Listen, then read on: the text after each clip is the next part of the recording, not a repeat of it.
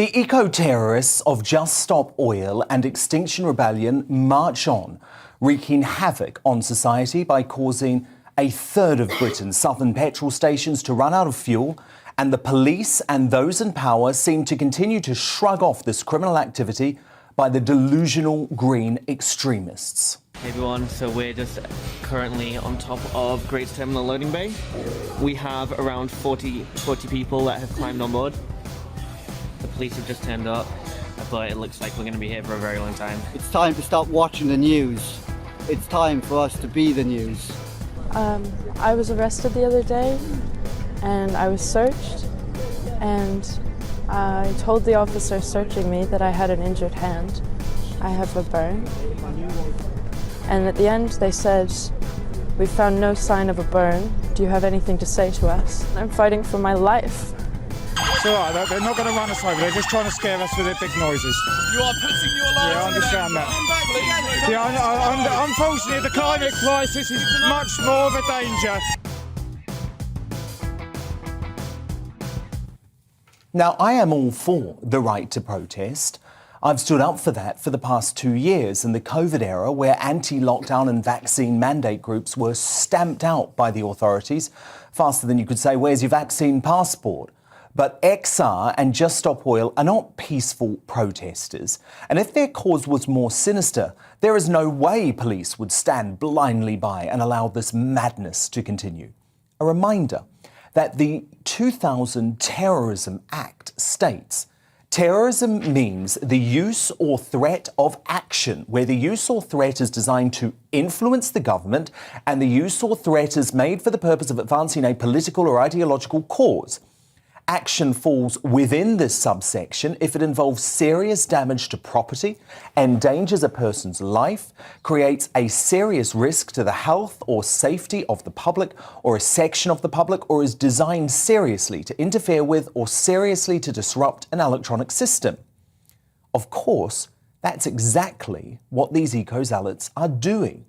And by the way, they set their cause back years by turning off ordinary Brits like me, who acknowledge we must protect the environment, but want to do so in a sensible, slow and practical manner that doesn't cripple our economy by rushing too soon into net zero, given we're only responsible for less than 1% of global carbon emissions. If only we were allowed to be more like this frustrated driver in the Netherlands, who wasn't going to let the Extinction Rebellion nutters stop his journey.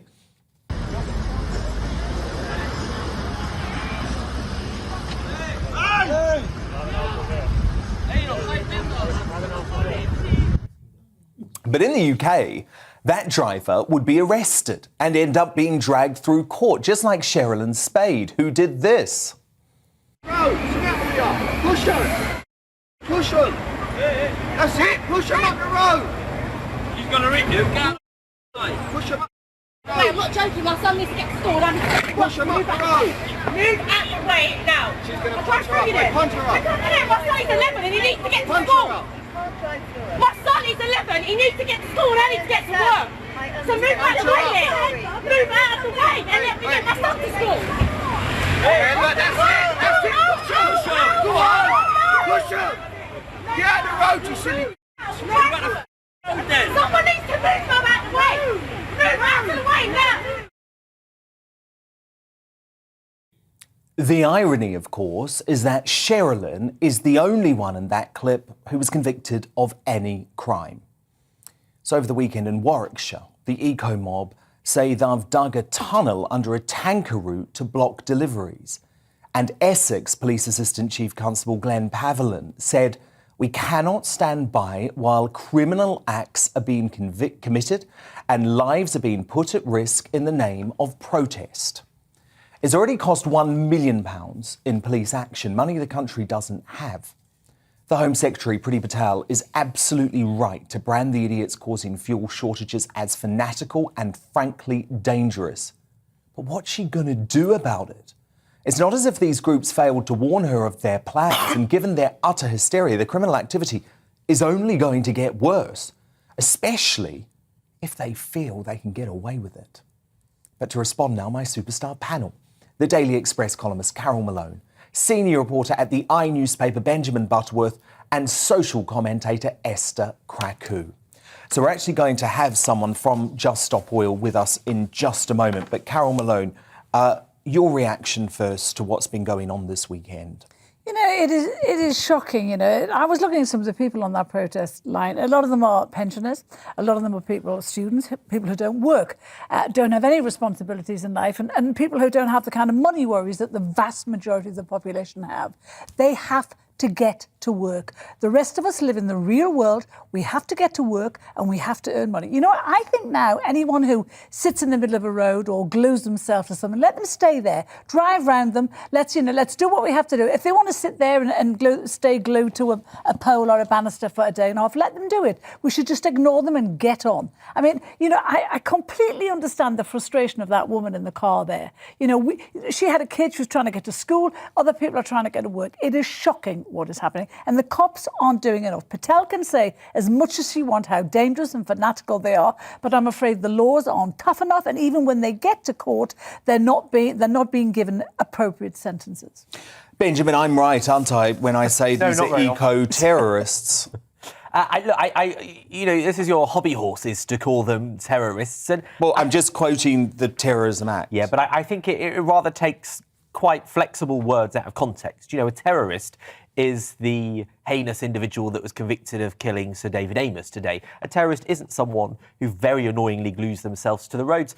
But look, and I've said this before. What happens if they blow up an oil tanker or there's an accident and someone dies around oil? Would that would be considered terrorism, would it not? It would, yeah. If they did that on purpose. They're breaking into oil depots. They're taking angle grinders with them into oil depots. That is dangerous. And Esther Kraku, the police are saying that lives are being put at risk.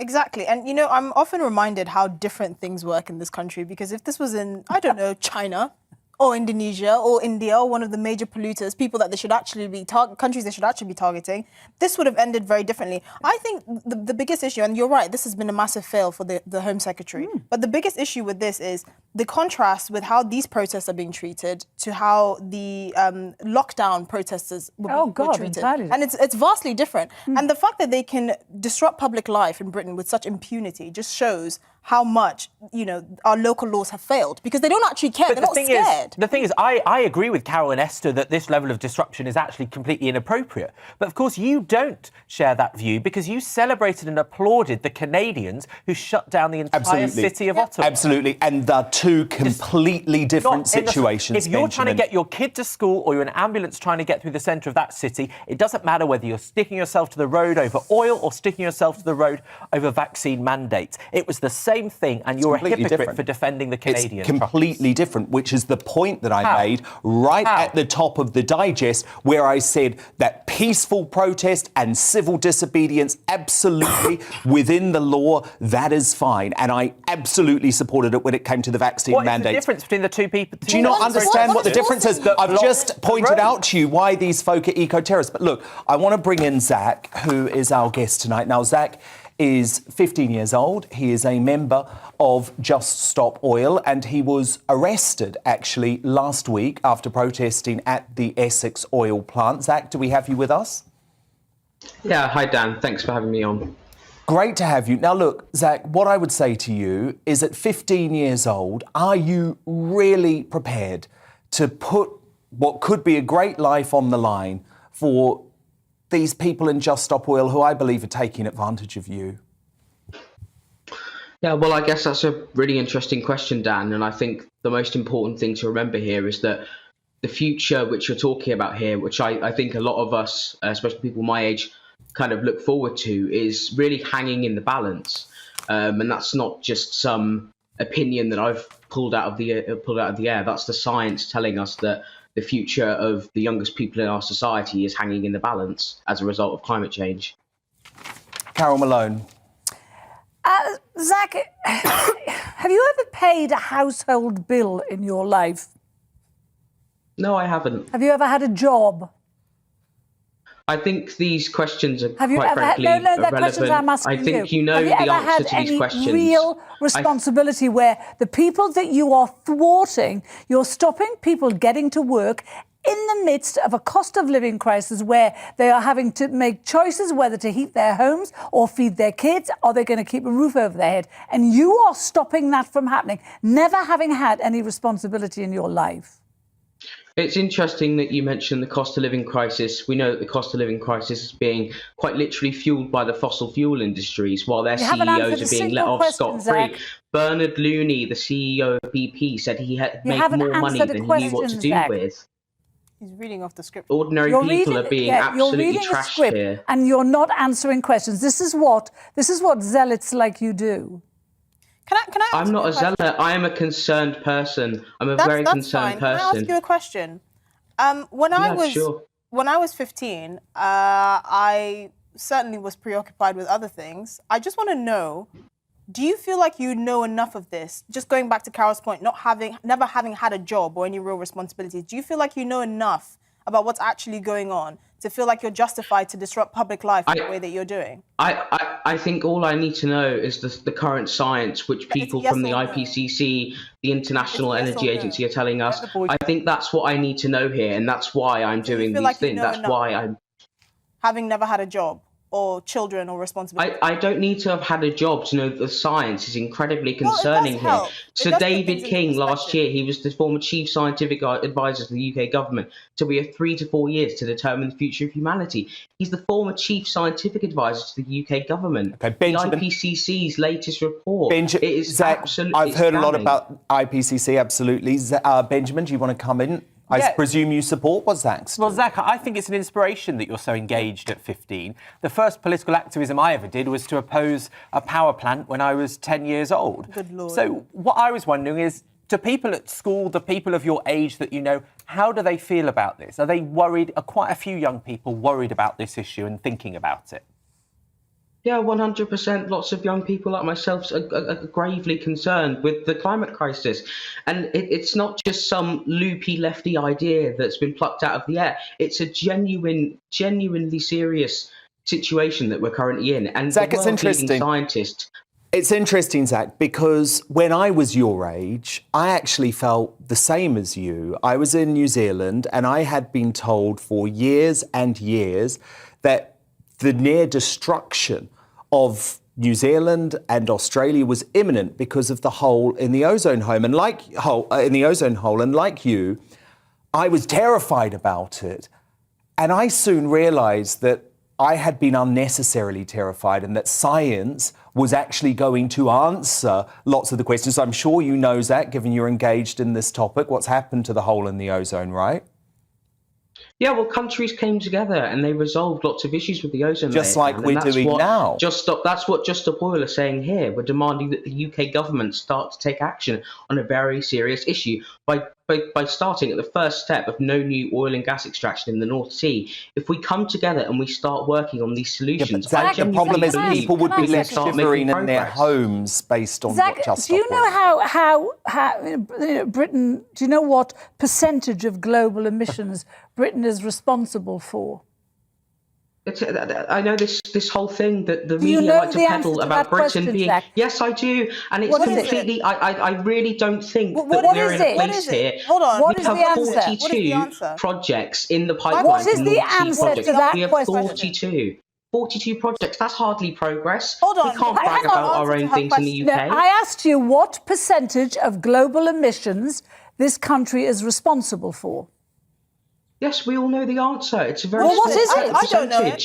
What is it? We all know this. What is it? I find it very, very You disingenuous. really don't know, do you? People like yourself, You peddling don't know narratives the like this. The good news What we face if the government do not act is absolutely detrimental to my future as a young person. Well, Zach, look, I appreciate you coming on. I appreciate you explaining your side of the story. Personally, I think Just Stop Oil are taking advantage of you. I think they should feel ashamed that they're sending out a 15-year-old to fight their corner. Go ahead. Yes. What do you think about what the scientists are telling us from the IPCC, from the International Energy Agency? What do you think?